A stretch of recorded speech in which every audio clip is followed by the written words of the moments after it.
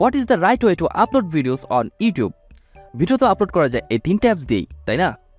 তাহলে আমরা কোনটা দিয়ে আপলোড করব? চ্যানেলের জন্য তো এত ক্যাটাগরি, তাহলে আমরা আমাদের চ্যানেলের জন্য কোনটা সঠিক কিভাবে বুঝবো? ভিডিও আপলোড করার সময় এই 4টা অপশনের মধ্যে কোনটা সিলেক্ট করলে ভিউজ বেশি হবে, এবং ফাইনালি যে অপশনটা চালু করলে ভিডিওর ভিউজ আরও 40% বেড়ে যাবে, সেটা কি ভিডিওর মাঝে দেখিয়ে দেব। এই 4টা বিষয় আজকে আপনাদের শিখিয়ে দেব। আশা করি আজকের ভিডিওটা আপনাদের অনেক হেল্প করবে। সো চলুন কথা না বাড়িয়ে শুরু করা যাক।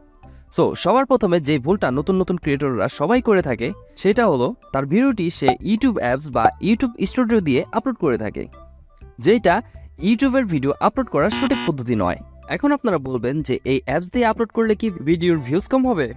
না, একদম না, ভিউজ কম না। আপনারা এই 2টি অ্যাপস দিয়ে ভিডিও আপলোড করলে অনেকগুলো সেটিংস মিস করে যাবেন। আপনারা যদি ইউটিউব অ্যাপ আপলোড পেজ দেখেন, তাহলে দেখতে পাবেন যে মাত্র হাতে গোনা 4-5টা সেটিং। আপনারা যদি সব ধরনের সেটিং এবং প্রফেশনালভাবে ভিডিও আপলোড করতে চান, তাহলে আপনাকে ক্রোম ব্রাউজারটা দিয়ে ভিডিও আপলোড করতে হবে। তো চলুন আপনাদের দেখাই কিভাবে প্রফেশনালভাবে ভিডিও আপলোড করতে হয়। ফার্স্ট অফ অল আমরা চলে আসছি হচ্ছে গুগল ক্রোমে। দেন হচ্ছে আমরা এখান থেকে সার্চ বারে ক্লিক করব। সার্চ বারে ক্লিক করার পর এখান থেকে লিখবো হচ্ছে ওয়াইটি স্টুডিও। তো ওয়াইটি স্টুডিও লেখার পর দেন এখানে হচ্ছে আপনারা দেখতে পাচ্ছেন যে প্রথমে যে অপশনটা ইউটিউব স্টুডিও, এটা যদি আপনারা এখান থেকে সরাসরি ক্লিক করেন, তাহলে কিন্তু আপনাদের এখান থেকে অনেক সময় অ্যাপসে নিয়ে যেতে পারে। আমরা হচ্ছে এখান থেকে লং প্রেস করে ধরে রাখবো। দেন হচ্ছে open in new tab. So এই ওপেন ইন নিউ ট্যাবের উপর ক্লিক করব। দেন হচ্ছে আমাদের কিন্তু একটা নতুন ট্যাবে পেজটা ওপেন হয়ে গেছে। দেন হচ্ছে আমরা এই যে উপরে দেখেন যে অপশনটা আছে, সেই অপশনের উপর ক্লিক করব। সো এখানে দেখতে পাচ্ছেন হচ্ছে নিউ একটা ট্যাব ওপেন হয়ে গেছে। দেন হচ্ছে আমরা এখান থেকে নিউ একটা ট্যাবে ওপেন করে দেব। দেখেন আমাদের কিন্তু ইউটিউব স্টুডিওতে নিয়ে আসছে। আপনারা এখান থেকে যদি ডেস্কটপ অপশনটা অন না থাকে, তাহলে আপনারা এখান থেকে ডেস্কটপ সাইটটা ওপেন করে নেবেন। দেন হচ্ছে আমরা এখন যদি ভিডিওটা আপলোড করতে চাই, তাহলে আমরা এখান থেকে জুম ইন করি। জুম ইন করার পর এখানে ক্রিয়েট অপশনটা আছে, এই ক্রিয়েট অপশনের উপর ক্লিক করব।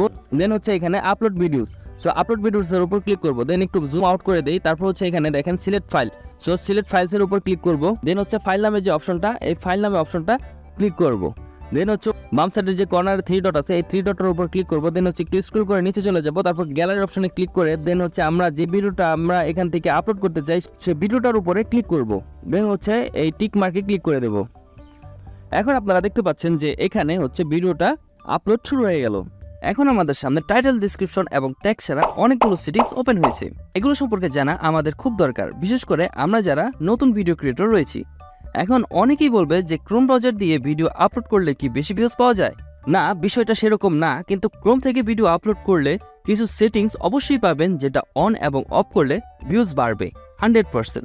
আপনারা যদি আপলোড পেজে যান, তারপর হচ্ছে একটু স্ক্রল করে দেখতে পাবেন লাইসেন্স অ্যান্ড ডিস্ট্রিবিউশন নামের অপশনটা।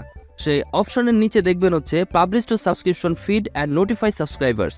এই সেটিংসটা যদি আপনি অফ রাখেন, তাহলে আপনার সাবস্ক্রাইবারদের ফিডে আপনার ভিডিওটি পৌঁছাবে না এবং সাবস্ক্রাইবারদের কাছে নোটিফিকেশনও পৌঁছাবে না। এই অপশনটা যদিও বাই ডিফল্ট অন থাকে, কিন্তু ভুলবশত অফ যেন না থাকে, সেই দিকে লক্ষ্য রাখবেন। তাহলে কিন্তু আপনার ভিডিও একেবারেই ভিউজ হবে না। সো তারপর চলে যাচ্ছি আমরা নেক্সট সেটিংয়ে। আপনারা নোটিস করেছেন হয়তো যে যখন আমি ভিডিওটা আপলোড করেছি, তখন আপলোড করার সাথে সাথে দেখতে পেয়েছেন যে ডিসক্রিপশন এবং ট্যাগটা অটোমেটিকভাবে বসে গেছে। এটা কিভাবে? একদম সিম্পল, চলুন আপনাদের দেখাই। ফার্স্ট অফ অল আপনারা হচ্ছে এখান থেকে ক্রোম ব্রাউজার দিয়ে ইউটিউব স্টুডিও অ্যাপসটা ওপেন করে নেবেন। দেন হচ্ছে এখান থেকে একদম নিচে স্ক্রল করে চলে যাবেন। দেখতে পাবেন এই সাইডের কর্নারে সেটিংস যে অপশনটা আছে, সেই সেটিংস অপশনে ক্লিক করবেন। ক্লিক করার পর এখান থেকে দেখতে পাবেন হচ্ছে অনেকগুলো অপশন। এর মধ্যে হচ্ছে general, channel, upload default, permission, community, agreements. So আপনারা এখান থেকে আপলোড ডিফল্টের উপর ক্লিক করবেন। আপলোড ডিফল্টের উপর ক্লিক করার পর দেন এখানে দেখতে পাবেন আপনারা টাইটেল, ডিসক্রিপশন, তারপর হচ্ছে এখান থেকে ভিডিও আনলিস্টেড করে রাখতে পারবেন। আপনারা আপনাদের প্রত্যেক ভিডিওতে যে ডিসক্রিপশন ইউজ করতে চান, তারপর যে কমন কয়টা ট্যাগ আপনি ইউজ করেন, এখানে কিন্তু সেভ করে রাখতে পারবেন। সেভ করে রাখলে দেখবেন আপনারা যখন ভিডিওটা আপলোড করবেন, বাই ডিফল্ট এগুলো অটোমেটিক সেট হয়ে যাবে। এগুলো দিয়ে দেওয়ার পর এখান থেকে সেভ অপশনে ক্লিক করে দেবেন। তারপর আসি ক্যাটাগরি। এখানে মানুষ অনেক কনফিউশনে ভোগে যে আমরা আমাদের চ্যানেলের জন্য কোন ক্যাটাগরি সিলেক্ট করব। অনেক ক্রিয়েটর বলে যে ক্যাটাগরি ভুল সিলেক্ট করলে ভিউজ হবে না এবং সঠিক ক্যাটাগরি সিলেক্ট করলে ভিডিও ভাইরাল হয়ে যাবে। কথাটা কতটুকু সত্য, চলুন জেনে নিই। সো দেখুন, ক্যাটাগরি হচ্ছে ওই সময়কার খুবই গুরুত্বপূর্ণ একটা ফিচার, যখন ইউটিউব অ্যালগোরিদম একদম নতুন ছিল আর এত অ্যাডভান্স ছিল না যে অ্যালগোরিদম নিজে থেকেই বুঝে নিতে পারবে যে এটা কোন ক্যাটাগরির ভিডিও আর ভিডিওটা কোন অডিয়েন্সের কাছে পৌঁছাতে হবে।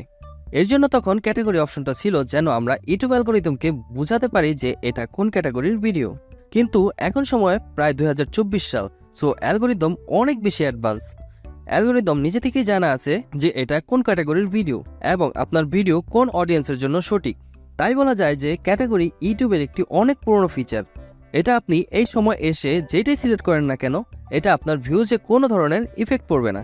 এখন আপনারা বলবেন তাহলে কি আমরা যে কোনো একটা ক্যাটাগরি সিলেক্ট করে রাখবো? না, একদম না।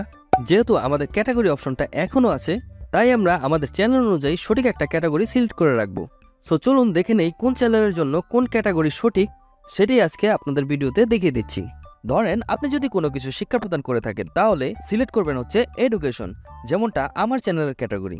যদি আপনি কোনো রান্নাবান্না শেখাচ্ছেন বা কোনো টিউটোরিয়াল রিলেটেড ভিডিও, তাহলে how to and style select করবেন।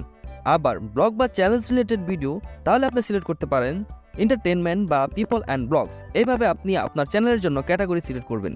সো এতক্ষণে আমাদের ভিডিওটা আপলোড কমপ্লিট।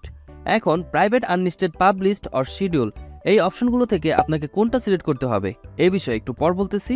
তার আগে দুইটি খুব ইম্পর্টেন্ট সেটিংসের সাথে আপনাদের পরিচয় করে দিই। One of which is automatic video chapter. আপনার ভিডিওর মধ্যে চ্যাপ্টার অ্যাড করলে ভিউয়ার্সদের better and easy view angle দিতে পারেন। যেমন আপনার ভিডিও 10 থেকে 15 মিনিট লম্বা, আর এই ভিডিওর মধ্যে আপনি মাল্টিপল বিষয় নিয়ে আলোচনা করেছেন। এতগুলো টপিক থেকে তার দরকার শুধুমাত্র একটা পার্টিকুলার ইনফো। তখন যদি আপনার ভিডিওর মধ্যে চ্যাপ্টার অ্যাড করা থাকে, তখন কিন্তু ভিউয়ার্স সেটা চ্যাপ্টারে সরাসরি চলে যেতে পারবে। যদি চ্যাপ্টার না থাকে, তখন ভিউয়ার্স আপনার ভিডিও দেখে সময় নষ্ট না করে সে অন্য ভিডিওতে সুইচ করবে। তাই আপনার অটোমেটিক চ্যাপ্টার অ্যালাউ করে রাখবেন। সো ভিডিওটা পাবলিক করার আগে আরও একটা সেটিং আপনাদের দেখাই। সেটা আমার খুব ফেভারিট এবং একটা গুরুত্বপূর্ণ অপশন। যদি আপনারা সেটিংসে যান তাহলে দেখতে পাবেন এই অপশনটা থেকে অনেক ভিউজ জেনারেট হচ্ছে। এটা অ্যাক্সেস করতে হলে ভিডিও এলিমেন্ট অপশনে গিয়ে ইন্ডি স্ক্রিন অপশনটা চালু করবেন এবং আপনার ভিডিও রিলেটেড যে কোনো একটা ভিডিও এখানে অ্যাড করবেন। আপনার ভিডিওটা যখন ভিউ হওয়া শুরু করবে, দেখবেন প্রায় 10 থেকে 20% ভিউজ এখান থেকে জেনারেট হচ্ছে। সো এখন আসি মূল ভিডিওতে, যেখানে ছিলাম আমরা।